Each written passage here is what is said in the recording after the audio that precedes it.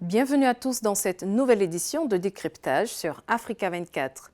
En République de Guinée, le Fonds d'appui à la promotion des gaz se présente comme un leader dans le domaine de la distribution du gaz butane.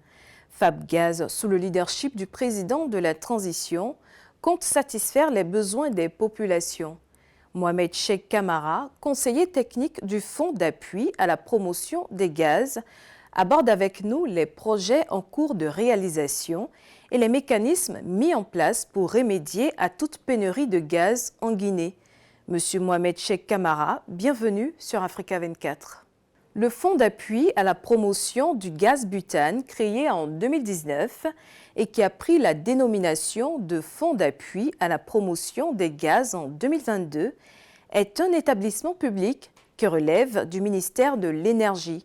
Beaucoup de projets infrastructurels sont en cours de réalisation, comme la construction du complexe gazier de Konta dans la préfecture de Forêt-Caria.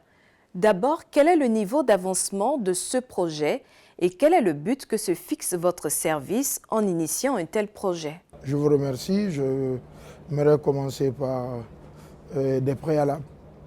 Pourquoi? L'exposé du motif. Pourquoi ce projet? Je vais toujours revenir sur cet aspect-là. Alors, nous nous sommes rendus compte d'une chose. Si nous ne nous ajustons pas maintenant là, on ne va plus rien rester, laisser à nos enfants, à nos petits-enfants. Peut-être dans 50 ans, ce serait presque le Sahel, avec, comme vous savez, le désert qui avance. Comme vous savez, on a tout coupé. Pour faire quoi? Pour faire du bois énergie. Parce qu'il est quand même obligatoire que l'homme, il se nourrisse, qu'il s'alimente. Pour s'alimenter, il lui faut de l'énergie. Et c'est tout à fait normal que l'homme se tourne juste vers son environnement immédiat pour chercher ce qui lui manque. Et de ce fait, on a effectivement coupé en Guinée tous les grands arbres pour en faire du bois de chauffe et du charbon de bois. Alors, de ce constat-là, le gouvernement de la République a pris des décisions fortes. Une stratégie, c'est quoi? C'est proposer une alternative. Et cette l'alternative qu'on a trouvée, c'est du GPL. Le GPL, c'est une énergie beaucoup plus propre, saine. Il n'y a pas d'inhalation de fumée pour causer des maladies respiratoires. C'est beaucoup plus rapide et c'est plus économique que le charbon de bois ou du bois de chauffe. Donc, dans cette perspective-là, de substituer le bois, le GPL à ce qu'on appelait l'énergie traditionnelle ou l'énergie ligneuse, on s'est posé 3 questions. Pour faire la promotion d'un produit ou pour essayer d'amener un produit vers les ménages, il faut d'abord que le produit il existe. Donc, il faut assurer un approvisionnement régulier. Parce que rien n'est plus difficile que de s'habituer à quelque chose et qu'il manque. C'est très, très compliqué de revenir après. Donc, aujourd'hui, on a un approvisionnement régulier. Après l'approvisionnement régulier, le gaz, quand même, il faut le mettre dans quelque chose. Il faut du contenant pour qu'il soit dans les ménages. Il y a les bouteilles. À la date d'aujourd'hui, la Guinée, à travers le Fabgaz, est en train de réaliser une des plus grandes usines et les plus modernes d'Afrique, à Konta toujours, dans la sous-préfecture de Farmoria, dans la préfecture de Forêt-Caria, une usine d'1 million d'unités annuelles et qui peut faire aussi de la requalification de bouteilles. Alors, puisqu'on a l'approvisionnement régulier, on a le contenant. Le dernier problème ou la dernière situation difficile à gérer, c'est la capacité de stockage.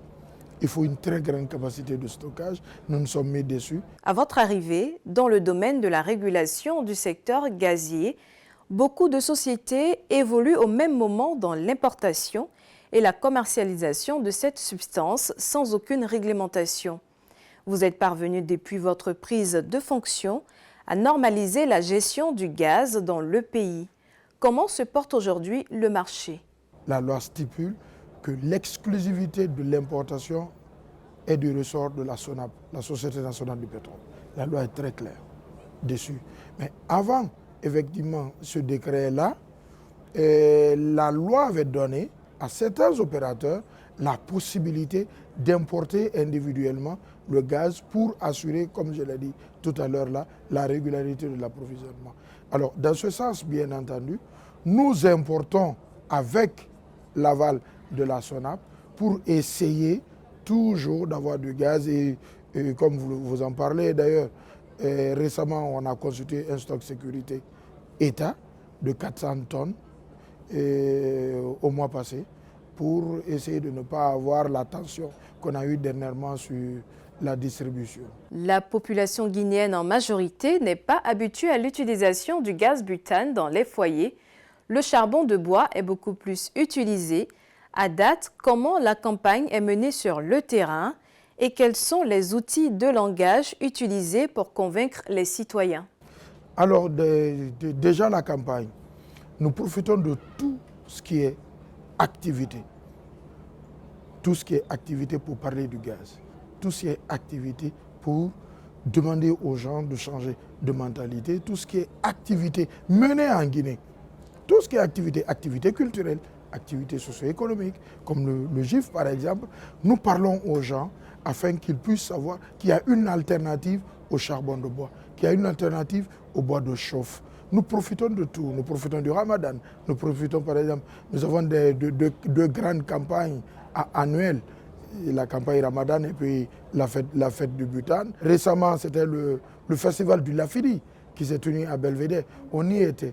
Et à chaque fois, que ce soit à Conakry ou à l'intérieur du pays, nous partons et nous parlons du gaz et nous sommes aujourd'hui très heureux de vous dire qu'à chaque fois qu'on parle du gaz, à chaque fois qu'au niveau, par exemple, du Festival des Grillades, que nous apportons le gaz aux exposants qui sont là, ils ne retournent plus au charbon de bois. Ils constatent automatiquement l'ensemble des améliorations qu'il y a et ils ne retournent pas au charbon de bois. Parlant de l'utilisation du gaz butane dans les ménages, beaucoup refusent d'adopter le gaz par peur. Comment vous travaillez à faire adhérer les plus sceptiques à l'utilisation du gaz butane et quel est le taux de couverture? Nous faisons des enquêtes statistiques chaque année, plusieurs enquêtes statistiques auprès des ménages, auprès de professionnels pour discuter du gaz, pour voir leur, comment on appelle, je ne dirais pas appétence par rapport au gaz, mais leur avis par rapport d'abord à la disponibilité du gaz, mais ensuite à la nature même du gaz. Parce qu'aujourd'hui, tout ce qu'on entend, non, le gaz, j'ai un fils turbulent à la maison, il est explosif, il est dangereux, il est ceci ou cela. Madame, ce que je dis en premier, quand je discute avec des gens, je leur demande à quand remonte la dernière couverture d'un accident lié au gaz. À quand? Les gens répondent difficilement à cette question. Parce que peut-être que c'est dans la tête. Si ce n'est pas aussi fréquent, peut-être que c'est dans la tête. Le gaz, oui, quand on dit le gaz, il est dangereux, non, je ne suis pas d'accord. Il suffit juste de petites précautions pour que le gaz soit normal. Le courant, il tue plus que le gaz. Le courant, pratiquement, il tue tous les jours, il fait des dégâts tous les jours. Mais on ne peut pas vivre sans le courant. À la date d'aujourd'hui en tout cas. Et ce que nous sommes en train de dire aux gens, pensez juste à observer les mesures de sécurité et tout ira bien. La Guinée a récemment enregistré une pénurie de gaz butane, occasionnant la flambée des prix par endroits. Vous avez par la suite accueilli un butanier au port de Kamsar. Comment vous êtes arrivé à résoudre cette situation? Et à propos de l'approvisionnement, quelles sont les dispositions prises par Fabgaz pour éviter de telles situations, bien que le pays ne soit pas un pays producteur de gaz? D'abord, il faut préciser une chose. Ce déficit, c'était moins une crise qu'une tension sur la distribution, sur ce secteur-là, la distribution de gaz. D'abord, il y a eu la pénurie d'essence, ce qui a amené les opérateurs effectivement à revoir et être même en difficulté par rapport au circuit qu'ils effectuent pour livrer le gaz. Ça, c'est la première des choses. La seconde chose, et puisque c'était lié à ça, et cette situation se normalisant tout naturellement, nous avons aussi augmenté tout ce qui est stock de gaz afin de pouvoir assurer le besoin des gens.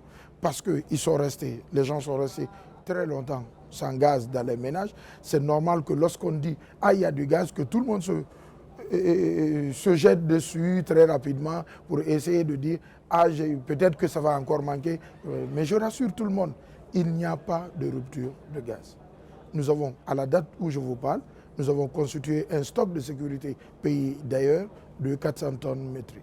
Monsieur Mohamed Cheikh Camara, merci d'avoir répondu aux questions d'Africa 24. Merci à toutes et à tous d'avoir suivi cette édition de Décryptage. Les formations continuent sur Africa 24 et africa24tv.com.